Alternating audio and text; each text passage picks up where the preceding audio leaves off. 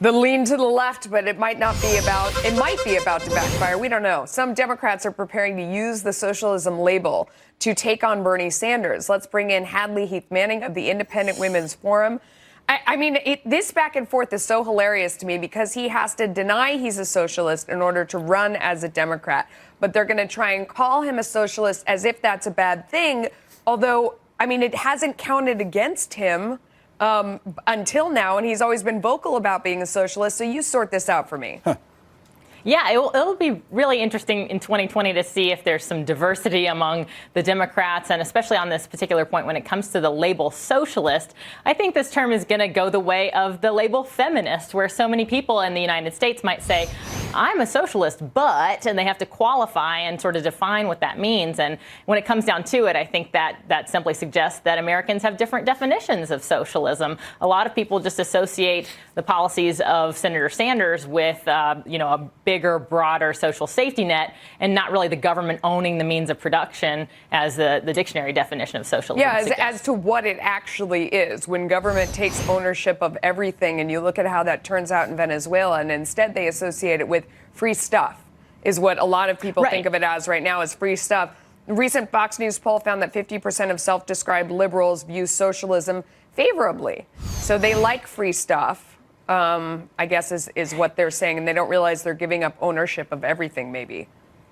Exactly. So I don't think this labeling of Senator Sanders as a socialist is necessarily going to work to sink him, at least not in the Democratic primary, because I think anybody who's really turned off by the term socialist is probably not voting for a Democrat candidate in 2020 either way. They're probably going to support President Trump. But it's interesting, these various definitions of socialism. You see a lot of people on the left pointing to, for example, Nordic countries as examples of socialist success stories when those countries are anything but. These are free market economies. Many Nordic countries don't even have a federal minimum wage. So there's a little bit of confusion about what it really means to be a socialist economy versus simply, providing government-funded healthcare, government-funded education programs. Yeah. But then it gets a lot more clear when the socialists start chasing jobs out of the community. As Bernie Sanders, has railed against Amazon forever. He takes credit for having them raise their wage to $15 an hour, but he's, happy to see them go. You have Alexandria Ocasio-Cortez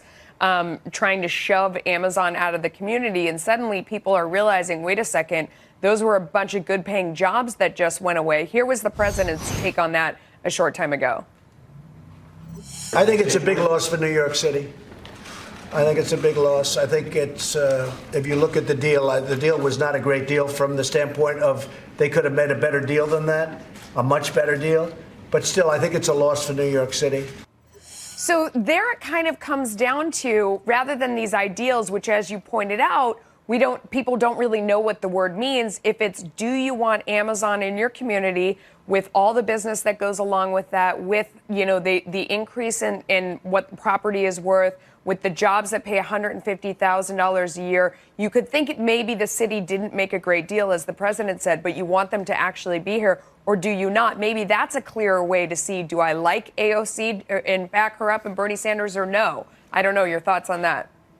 I think that AOC and other politicians who have, their opinion about Amazon leaving or never going to New York City are right to suggest that businesses shouldn't get special treatment. This is something that lawmakers and businesses have to work together on all the time to determine, what is going to be a business-friendly climate versus what ventures into crony capitalism or really corporate welfare. But I think what turns so many people off from the reaction, particularly that of Representative Ocasio-Cortez, is the celebratory nature of the fact that they're running businesses away. It's antagonistic towards business. That's something that I think that the Democratic Party is going to have to deal with going into 2020. It's one thing to deal with these terms about being socialist or not, but it's another thing, really, what kind of policies are they going to put into place, and how will that harm economic opportunities for everyday Americans, not just for the fat cats or the CEOs, but for people who are seeking jobs and opportunities. Yeah, chase jobs away and economic opportunity. Hadley, thanks for breaking it down. Appreciate your time.